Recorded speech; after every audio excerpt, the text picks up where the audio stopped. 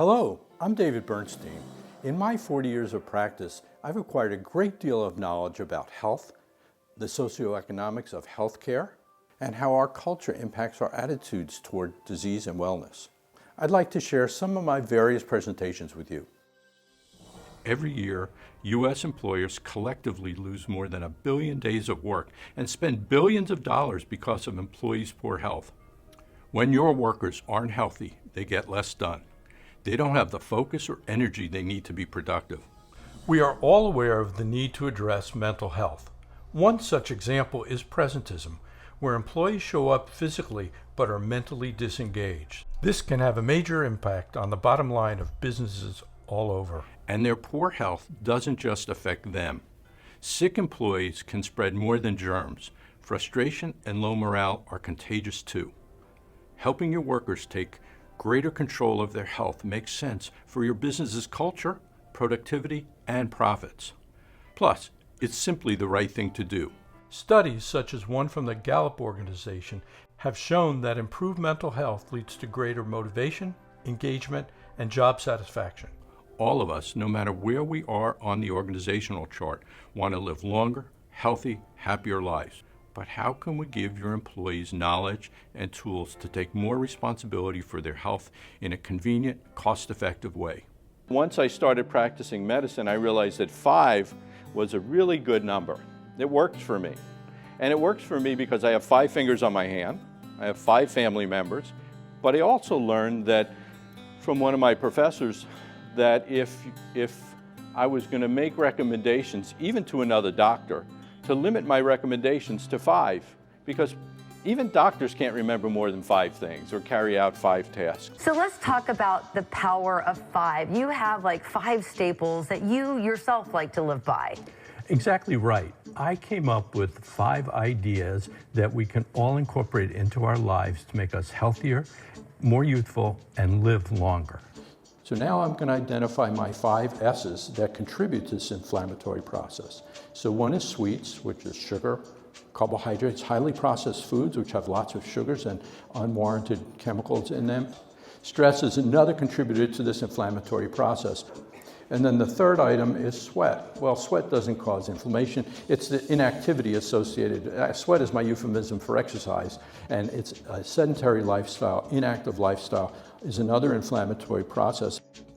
Besides just speaking and consulting about the 5 S's, I speak about a wide range of medical and wellness-related topics, including how to live longer, healthier lives. Our society is concerned about accelerated aging caused by the leading causes of illness, such as cardiovascular disease, cancer, and neurodegenerative disease. In addition, I address mental fragility, also known as behavioral health, which includes behavioral dysfunction, mental illness, and substance use disorder. When I address health, I speak about maintaining and improving both physical, mental, and social well-being. During my 40-year career, I observed that individuals with resilience and longevity demonstrated 5 traits, which I developed the acronym GRACE. As I review these traits, reflect on your family, friends, and senior clients who have aged gracefully, and the features you could incorporate in your lives to do the same. G stands for goals, such as having a goal or a purpose in life. R stands for roots. This has 2 meanings. One has to do with DNA and genes, and the other has to do with developing and maintaining deep roots within a family, business, or organization. A stands for attitude and gratitude. C stands for companionship. It has been clearly shown that people live longer and thrive when they have some sort of companionship. E stands for environment. This is a broad category, and it has to do with the environment in which we live and the environment within us, our bodies, and how we can take care of each. Now, I want to make an important point here. Just because a person has bad genes does not mean he or she is doomed. What it means is that they have to make changes in their lives to offset bad genes. What can we do with this information? For our senior clients, for our aging parents, for ourselves, and for the organization we work with. How can we apply grace to the boardroom. How can we apply grace in our homes, with our family members, or even in our kitchens? This could make us better providers of service for our clients as well. Now is the time to incorporate grace or resilience into your personal, family, organizational, and professional lives.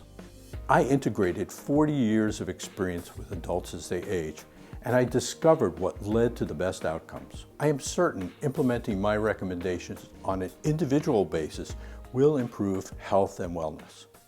So let me ask people, what are the secrets? What are your secrets, Jerry? Eating well.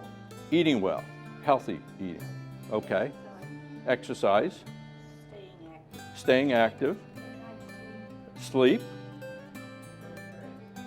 No sex? Sex? I didn't turn up my hearing aid, I'm sorry. Dr. Bernstein is very easy to work with. I can tell him this is the type of audience that we're expecting, and he's able to tailor his presentations to that particular audience. And when implemented on a system-wide basis, will improve productivity and loyalty and reduce turnover and absenteeism. He has a number of different topics that he speaks on. You folks have the answers. I've just consolidated it for you. Thank you. Have a great day, everybody.